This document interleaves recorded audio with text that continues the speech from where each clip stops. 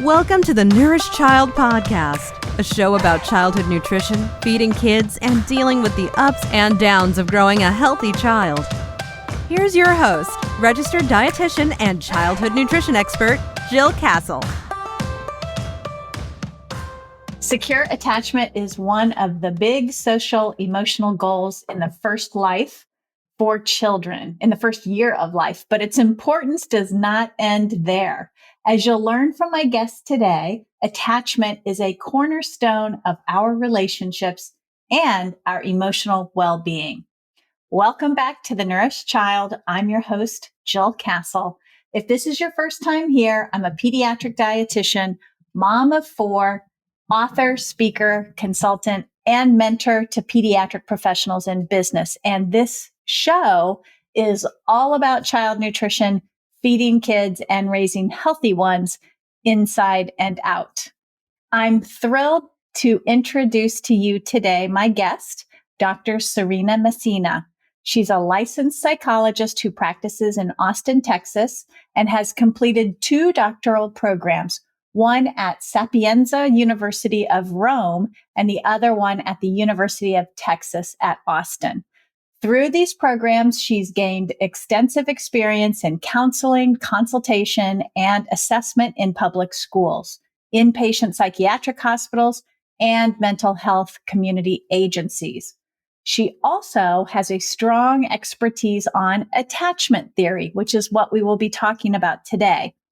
Dr. Messina currently works full-time in private practice, where she offers therapy and psychological assessment to children, adults, and families in English, Spanish, and Italian. She continues to do research on attachment relationships and emotional well-being. Welcome to the Nourish Child Podcast, Dr. Messina. Hi, Jill, and everybody. I'm so excited to be here. Well, we are excited to have you. And before we dive deep into our topic, and I know we're going to talk a lot about your research on attachment theory and your practical work in this area. But before we dive in, tell us a little bit about yourself. Yes, I moved to Austin, Texas about 12 years ago. I was born and raised in Rome, Italy, and then I happened to come to the University of Texas in 2007 to work with Debbie Jacobitz, who is one of the most important attachment researchers currently living. And that was what I was doing in my PhD in Italy. And so I came for a couple of months to work with her. And then by being here, I met my husband and I decided that, I wanted to continue my career here. So, attachment really changed my life, not just professionally. Yeah. So, because your study, it's taking you across the globe, basically, right? Yeah. So tell us, what is attachment theory, and what you see that as it is today, as it has evolved over time. Yes, attachment theory started in the 50s with the work of John Bowlby and Mary Ainsworth. And at the time, it was a very revolutionary theory because the traditional idea was that, children become attached to their caregivers because the caregivers feed them. And so, because they like food and they want to be nourished, they will love anybody who feeds them. And as long as we keep the children fed and nourished, they could be different people or the same person, doesn't really matter because they will be fine. And that was like what the traditional thinking was at the time. And John Bowlby started studying and observing the behavior of children that were separated from their caregivers because, these were the 50s. So World War II was, recently over. And in England, they had a lot of, children in orphanages, or sometimes children got sick and they were in hospitals. And so John Bowlby was starting to wonder, these children are fed and nourished, but they show a lot of behavioral and, emotional problems. So but there must be something special in this relationship that they had with their caregivers. And I want to understand more.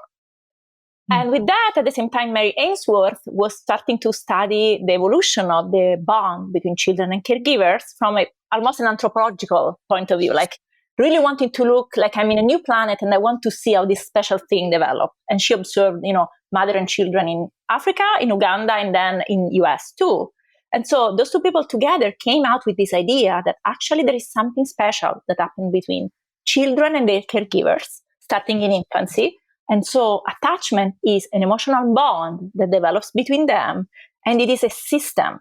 It's a set of instinctive responses that will be activated in the children in particular conditions. Those conditions are the moments where children feel unsafe, either emotionally or physically, when they are scared, when they are hurt, when they are sick, when they are sad. They will activate a series of reactions to look for their caregivers. And Bowlby came out with this idea that this is something that evolution created for human beings, because the human offspring is very helpless. It's not like animal cubs that after a short period they're able. So Bowlby thought, okay, I think there's something in the human brain that really makes children attached to their caregiver. And so that's the traditional aspect. And then attachment researchers over time got interested in what are the consequences on emotional development of attachment, how can we measure attachment, and what do we see in adults, which differences according to the type of attachment they had. So very interesting. So it was really, what I hear you saying is that attachment early on was based on nourishment. The caregiver that fed the child was automatically attached. So they thought just because of that interaction around feeding. And now, as it's evolved over time, there's this whole system cascade, if you will, that gets triggered when a child is sad or scared, and that bonds them somehow to their caregiver. Yeah, and feeding is very important for the relationship between children and caregiver. But I guess what Bowlby found out is it's not that anybody could feed the child and the child would be fine. There needs to be the feeding and a consistency in this relationship with a special person. Right.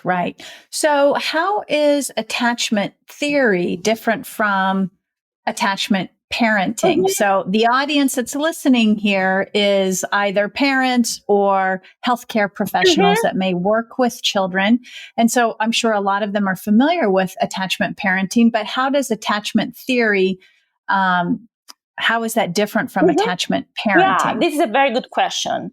There are a lot of approaches online and offline that use this word attachment and paired with parenting. There is attachment parenting is a whole approach that promote behaviors related to closeness, physical closeness many times between children and their caregivers, and those behaviors may be great behaviors, very helpful, but they are not really based on attachment research. So attachment theory as a set of evidence that really studied what happened between a caregiver and the child. And yes, it is about closeness, but it's also a lot about attunement. And different children may need different things. Some children may need to sleep with their parents the whole time and other children don't. And so it's more about what the child needs in that specific moment and how the parent is able to understand their feelings and need and kind of respond to that. And, basing these on years and years of research that we have. While attachment parenting seems to just, promote this physical closeness that can be helpful, but it's not the same thing. I see. And how, when we think about attachment theory, how important is it to a child's development? In my opinion, it's one of the, strongest theories that explains child development, because it really gives us explanation about some protective or risk factors for the emotional development of the child. If we imagine a situation where there is, a 2-year-old playing in the park, this little girl is playing with a toy, the toy breaks, and the 2-year-old, being a 2-year-old, will be crying and desperate. The parent come in and say, I think you're sad right now because your toy broke. Don't worry, I'm going to help you fix it. I'll give you a hug and we'll see what we can do. And the child calms down.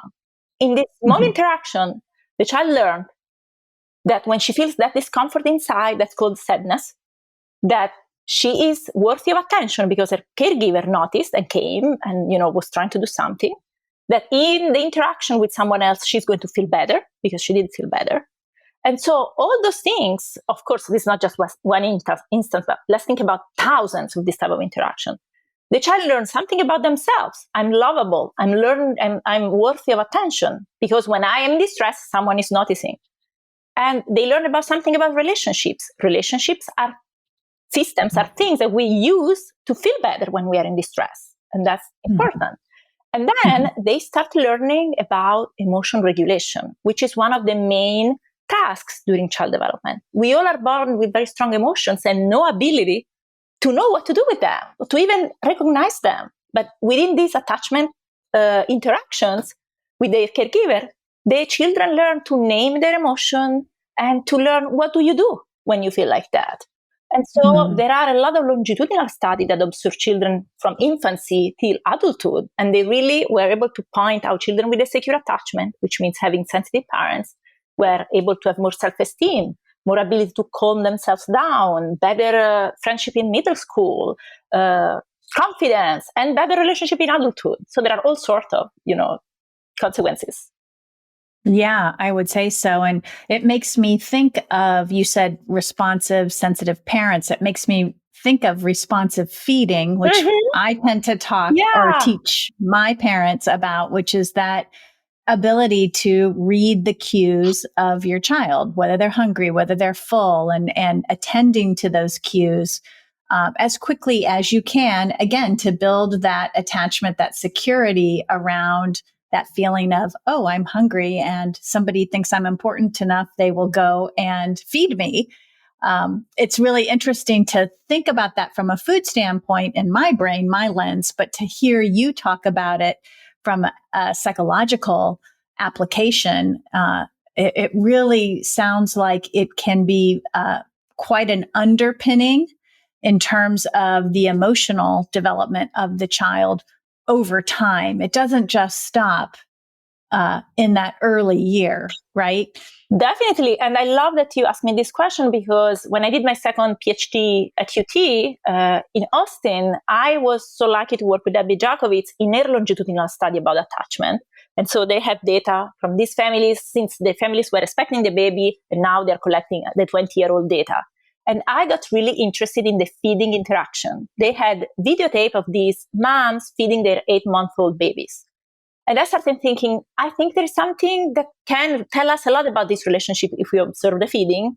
And maybe attachment will come into play, because as you were saying, sensitive feeding is so important for the relationship between, infants and their parents. And what I found out in this research that Debbie Jacobitz and Nancy Eisen, collected the data for over years at UT, is that when mothers themselves had a secure attachment, they were more able to be sensitive to their babies during the feeding. And we assessed with a specific, coding system, sensitivity during feeding, which means moms were able to wait for the child to open their mouth, for example. They were able to, not to feed the baby when he was not hungry anymore. And there was less conflict during the feeding interaction. Some kids, will push away the spoon, but wasn't happening as much. Or less criticizing the baby during the feeding was happening less. So clearly this attachment thing, that was something in the mind of the mom, now that she was an adult, was affecting her relationship with the baby at 8 months. And we have data, Debbie Jacobitz and Nancy Eisen have data on these babies when they became 7-year-old. And the teacher assessed the mental health symptoms of these kids through a scale. And children whose mother have been more sensitive during feeding at 8 months were more likely to have less mental health problems, like, sadness or aggression when at age 7. Of course, this is not cause effect, but is a protective factor that was statistically significant. So I found that was an amazing result of, Yeah. That is amazing. And I'm curious about, you mentioned the mothers had secure attachment.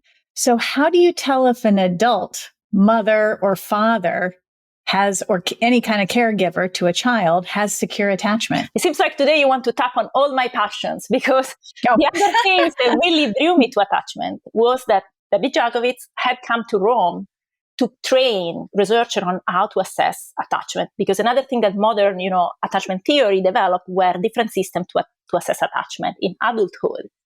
And, when we have children, we can observe their behaviors when they're stressed and see what they do. But with adults, we try to insert their mental models, what the template that we have in our mind about how relationships work. And Debbie Jacobitz trained me in the adult attachment interview, which was a instrument created by Mary Main, one of the most brilliant students of Mary Ainsworth and the brilliant researcher herself. So she invented this interview where she asked parents to talk about their childhood. And the interesting thing is that, there is a sort of system to decide, okay, is this person secure or not? But it's not based about what you tell me. It doesn't matter if you tell me that your mom was, or your dad was good or bad, loving or not loving, but the way you think about the relationship, how coherent you are in telling the stories, how are you able to consider the feelings and different point of view of people while you tell the story? Do you seem at peace with whatever happened, or do you still seem consumed by some of those experiences? This is what makes someone secure in their mind or not.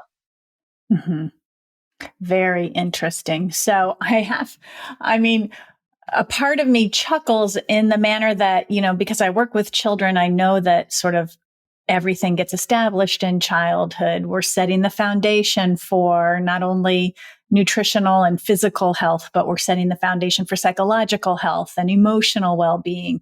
And, but I kind of chuckle on the inside because it does, the idea that this all goes back to childhood, like how adults are functioning in the world, how secure they are in their attachment oftentimes relates back to their childhood, right? It's almost like this big cycle, it seems. But of course, for adults, they've experienced so many different experiences through their life before they have children. I'm sure that all impacts their, sensitivity, their security and attachment and all of those things. When we think about children, though, and what they need to be secure in attachment, can you sort of distill that down to a few things that parents could focus on? Yes, hopefully. Or caregivers. The first thing I want to say is that, I find very interesting this kind of, longitudinal approach, thinking about the past, but place a lot of responsibility on caregivers, for example. And I just want to clarify that attachment research suggests that caregivers need to be sensitive 50% of the time. So if they were interacting 10 times with the kid in a day, if 5 times they can be sensitive to them, that's enough to make a secure child. They don't need to be perfect. Mm-hmm. And that is important to point out. Yes, that's good. Yeah. In terms of what they actually have to do, they have to try to put themselves from their child point of view. They have to hold their child mind in their mind and think, okay, is this child sad? Is this child happy?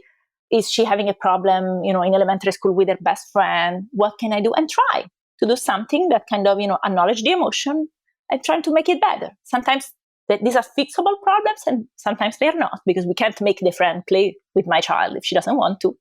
But we can show our child that we are there with her in the emotion that she's living with. It doesn't need to be perfect. A security of attachment is made up of a lot of what we call ruptures, moments where parents don't understand or caregivers don't understand their children. Even in the feeding interactions of secure mom that I observed at 8 months, there were moments where the moms, even the secure moms, were trying to feed the baby who was closing their mouth because they were not hungry. But the secure mom will stop and say, oh, I realize you're not hungry. Okay.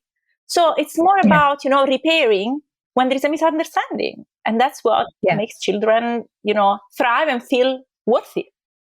Yeah. So I'm hearing you say recognition of where that child is at, what those emotions are, helping the child recognize those emotions. I think that that's something that you were implying as well, putting words on you're sad, you're lonely, you're angry, you're happy, like using the words to really help identify what those emotions are. And then you mentioned repair. So, repairing the misstep, I guess, of a caregiver in case they, say, come on, one more bite, and they shove the spoon into the mouth and the baby's shaking out, but then repairing that situation by trying to be better the next time or be more cognizant or sensitive of where that baby is during feeding, or recognizing that they can't repair a relationship that might be breaking down, as you mentioned in the classroom, but being present being emotionally available to that child is what I'm hearing you say. Yeah. And, no parent or caregiver can be 100% of the time present because caregivers get frustrated or tired and have other things. And reparation also means to go back and say, look, yesterday I really didn't have time to talk with you. Sorry. But, maybe today you can tell me about what happened with your friend at school. I was thinking about it. I think I was a little bit short. Just showing that we have all of our limits, compassion and self-compassion too. Hey there, just popping in real quick to ask you if you've heard about the Munch Newsletter.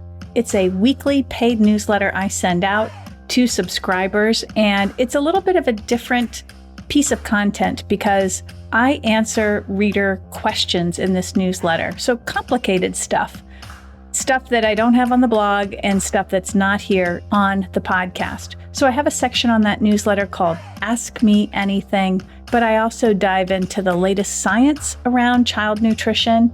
So I translate it for you and give you my perspective on that science. And then lastly, in the newsletter, you'll get a section called Get Educated, and I highlight blog posts, podcast episodes, and other people's resources that I think will be beneficial and helpful to you. So if you're getting my newsletter, I do send out a free newsletter every month. But if you want the deep dive, good, juicy stuff, that comes in my paid newsletter that comes out every week on Mondays. That's $5 a month or $50 for the whole year. You can check it out. I'll provide a link right here for you, but you can also go to thenourishchild.com and find the sign-up form for the newsletter. That speaks to me because I think as I raised my own children, it really was important for me to go back if I made a mistake and just say, I'm sorry, I did that wrong, or I'm sorry, I upset you. I was upset too.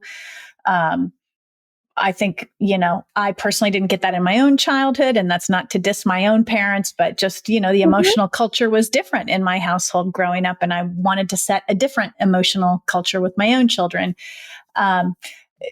Are there any other things that children need to be secure in their attachment? This idea of, being able to count on their parents when they're unsafe is really kind of the main tenet.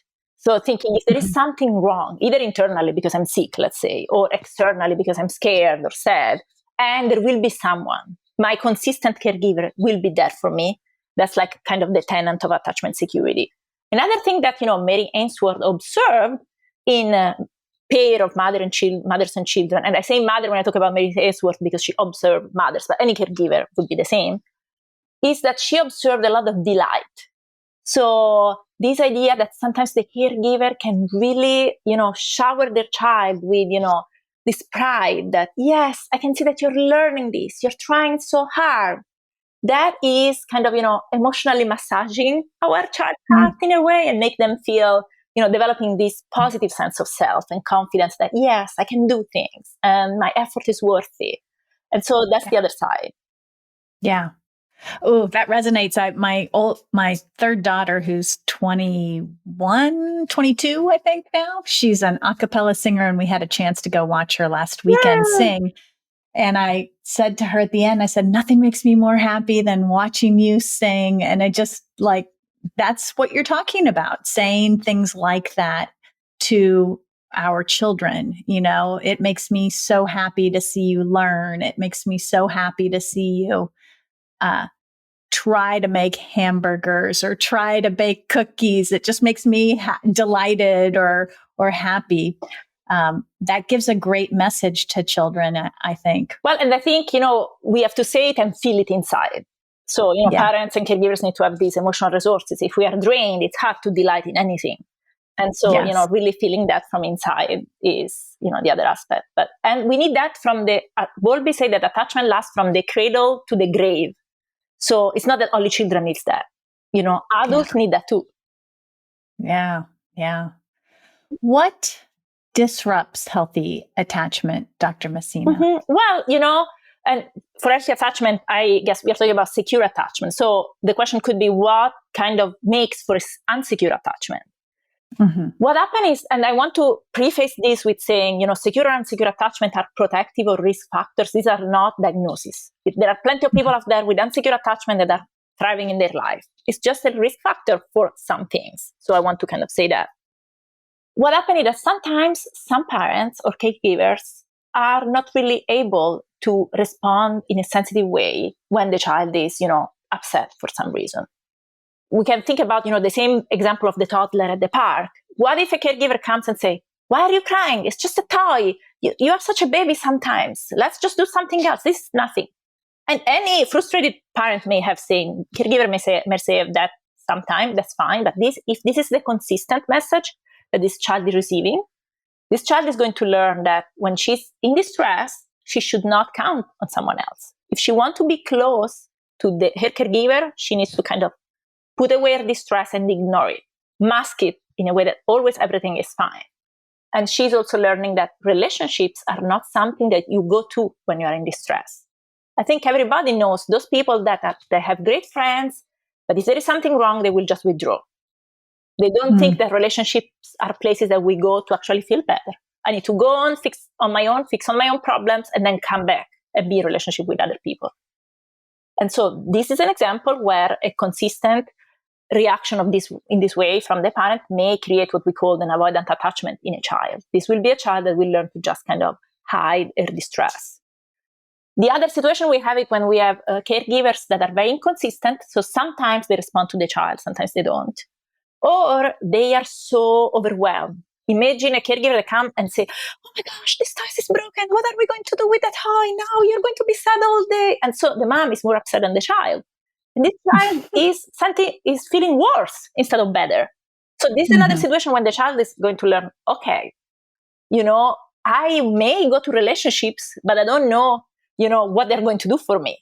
And those are the children that become anxiously attached because they will, seek relationships and support, but they never know exactly what they're going to get out of that.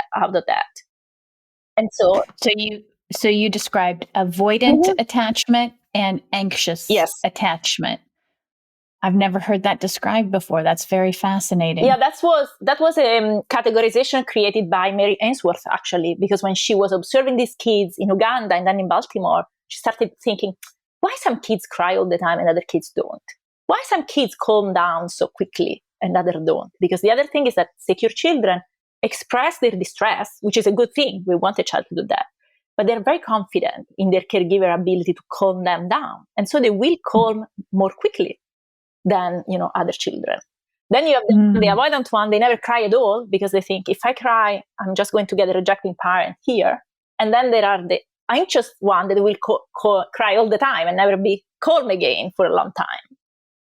And so that was the distinction. And then there is, the children who have trauma, they develop a different type of attachment, which is the disorganized attachment. But I don't want to become too technical here, but, Yeah. So I'm thinking about parents who might be listening right now, or anybody out there who's listening to this description and thinking, well, my kid cries all the time and I cannot get her to calm down. What advice would you have for that parent? Well, I also want to say that we need to factor in temperament. So there are children who are more easygoing and children who are less easygoing, for example. Children who get more stimulated by noise and others don't. Attachment research has very strong finding factoring in and controlling for temperament, which means, in general, yes, some children take longer than others because that's who they are, but the secure children will calm down and will fare better. So what I would say to a parent who has a child that maybe has a temperament that tends to cry more or is more, inhibited or worried about things, it's all about, having a balance between acknowledging what's going on, giving them the space and helping them moving forward. Like, okay, what can we do to make you feel better? I see you're really overwhelmed by this, you're sad, but now I'm going to, have the confidence that you are going to be helpful and also maintain your own emotional regulation. Because as parents and caregivers, sometimes we get sucked in the distress of our children. But if we get overwhelmed all the time, that's not going to be helpful. Yeah. Well, it's a lot. It's a lot, right? Yeah. How do you measure or assess attachment at the different ages? So, and take us, into adolescence and into adulthood, if you could, with this. Yeah. So, the gold standard for measuring attachment in infancy is the strange situation, which is a lab type of experiment or, procedure that Mary Ainsworth invented. After observing all these kids, she was like, I wonder if there is a way that I can, assess the relationship between caregivers and children in the lab, because I can't spend, months visiting their home every time, just like she did. And so she realized that meeting a stranger was something that for a toddler or a 1-year-old is something pretty stressful usually. So she set up this lab experiment where there's the caregiver, the child, and then the stranger come in, and then the caregiver leave for like a few seconds, and they watch what the child is doing. And according how the child to the child reaction, they will, assess the attachment of the child. For example, the child that doesn't cry when the mom leaves is not securely attached, because this is the child that learned I shouldn't show distress, otherwise my caregiver will be rejecting. And when they measure the cortisol level of those children, they are very stressed because the cortisol is high, but they just don't show it. The child who cries and then calm quickly when moms come back, that's the secure child. And then you have the anxious child that is kind of desperate and never calm down anymore. So that's, and this is a very kind of summarized description, but that's the gold standard to assess attachment at 1. Then when children become a little bit older, let's say preschool years to elementary years, there are a lot of story type of tasks. Usually there is a dollhouse and there are caregivers, and you represent an attachment related story, a situation where there is a child in distress, like a child has a nightmare, and the parents are next room, and you ask the child, okay, show me with the doll what's going to happen next. And you're going to watch for what the child, there will be the child that didn't cry in the stage situation is the same child, is the same type of attachment that when he's 4 or 5 or 7, will say, the child has a nightmare, wake up, drink some water and go back to sleep. And, the parents are next door, but this child is not going to do anything. While, the secure child would say, well, he'll probably call his parents come in, tuck him in, give him a hug, and then, he will feel better and everything is fine. And, the anxious child may say, oh, he will have nightmare all night, and he will need to call their parents 10 times and nothing helps. Now I'm making this up, but this is the logic that we use. And the task is multiple stories. It's not just one, but this is how we look at the model inside the mind of the child. Right. How that child theorizes that the next step would be in that situation. Exactly. And then when we go into adolescence and adulthood, there is the interview.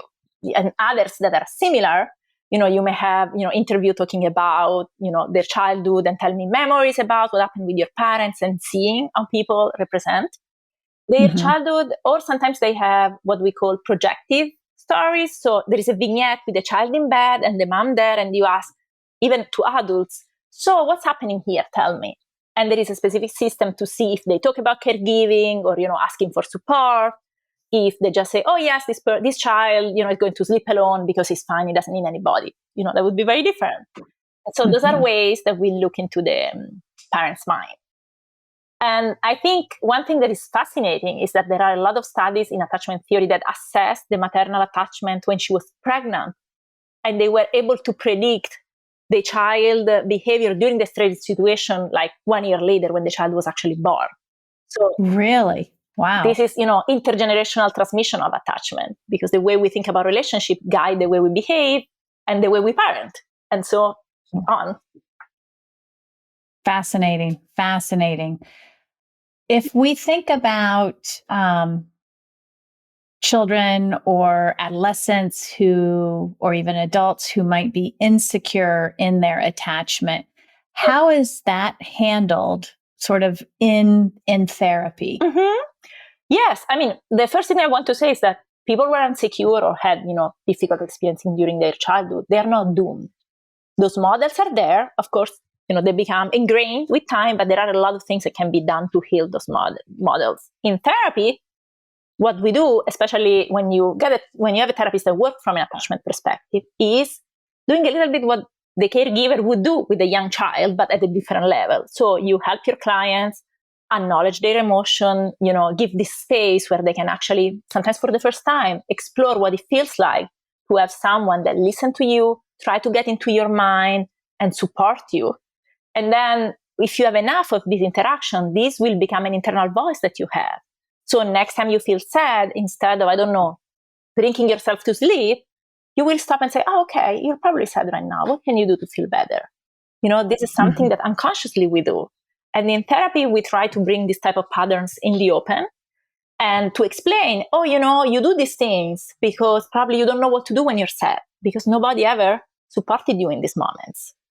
And the other aspect that it's very important is that this is not just kind of, a rational cognitive process where I am the expert on attachment and I'm going to explain to you. This is something that the client needs to feel at an emotional level. So the therapy is also an emotional experience.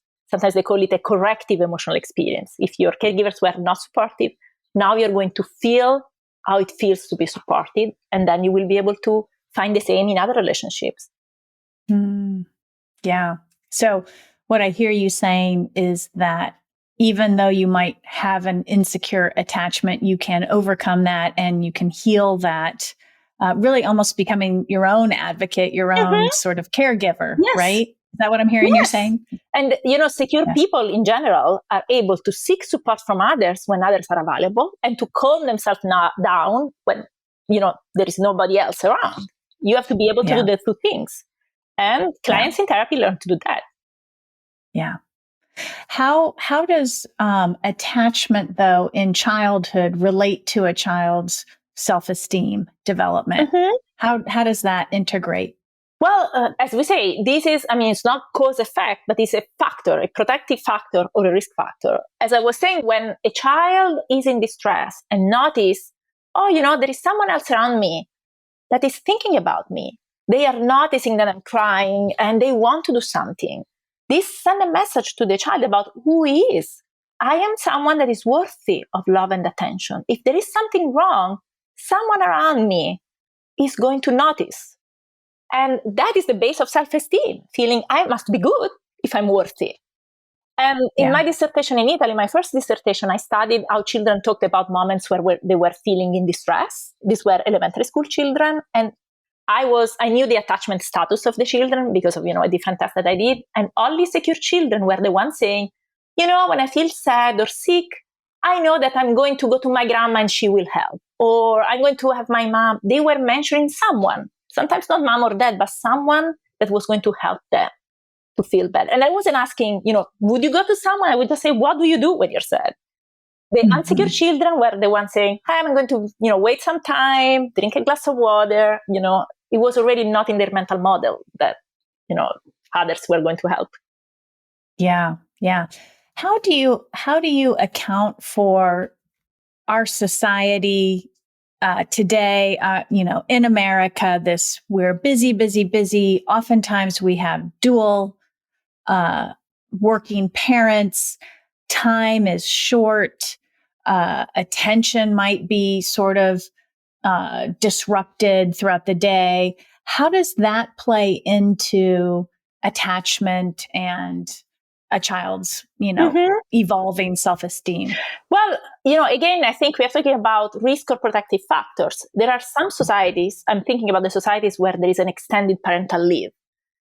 This is a protective factor for the development of a secure attachment. It's not that being paid to be home with your child for a long time is necessarily going to make your child securely attached to you, but certainly provide some more opportunities for you to kind of connect to each other. In society like US, where the parental leaves are so short, this is made a little bit harder.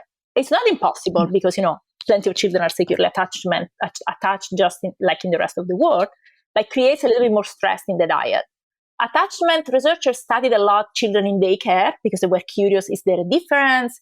And the results suggest that in most cases, if the alternative care situation is one where the child is receiving sensitive care, it is going to be fine for the child. The child will still develop a secure attachment because even if the parents are not there are other caregivers that make them feel worthy and supported.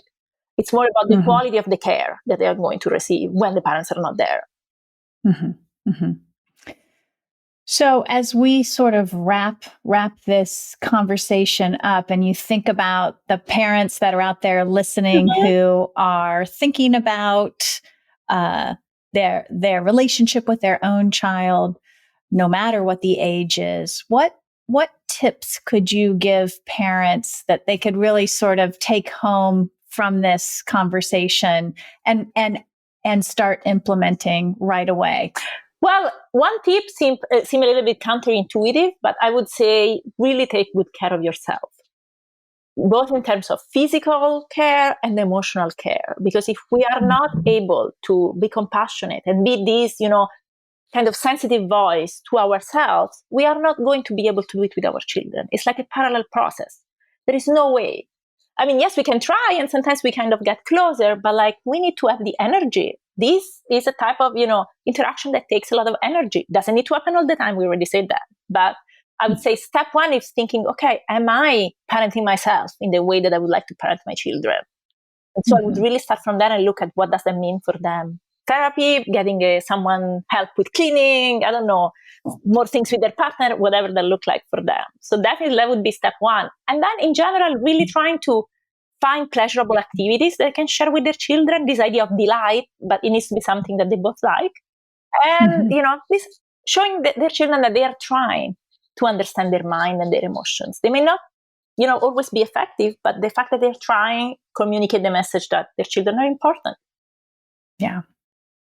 Those are great tips. Awesome. I think this whole area of your research is so powerful. And I have to admit that I've always sort of kept my view on that very young infant. But as we have talked, I realized that this is, this feeds into children who struggle with other medical concerns, children who struggle with other mental health concerns. This is something that really is so applicable at each age and stage of child development and even into parenting development, if you will, that it's really quite fascinating. And my brain is just like, wow, how does this apply to this struggle and that struggle? And I think that there is a lot of value in trying to understand your child's emotions and to be there for them and help them, navigate whatever they're facing, and being that present parent as much as possible, whenever possible, and not seeking perfectionism with that, but really trying to take that role on and recognize the importance of that role. Well, and I definitely agree. I think children are such also an opportunity for personal growth, because in this process, caregivers learn so much about themselves and what are their own emotional difficulties and how can we get better so that we can be better parents too. Without children, sometimes we wouldn't be confronted with those things. Yeah, true. How can my listeners find you, find your work, and connect with you, Dr. Messina? Yes, I have a website, serenamessina.com, and I'll be happy to share with you some resources that I put together for listeners that, don't want to read things that are too complicated or uninteresting for them for a research perspective, but they want to learn more about attachment and how it relates to parenting. So I'll be happy to share those. Oh, wonderful. Well, I will include those in the show notes. I'll include your website for sure and any contact information you care to share. It has been such a delight to talk to you about this topic. And I just want to say thank you so much for coming on this podcast. Thank you to you for having me here. I love talking with you.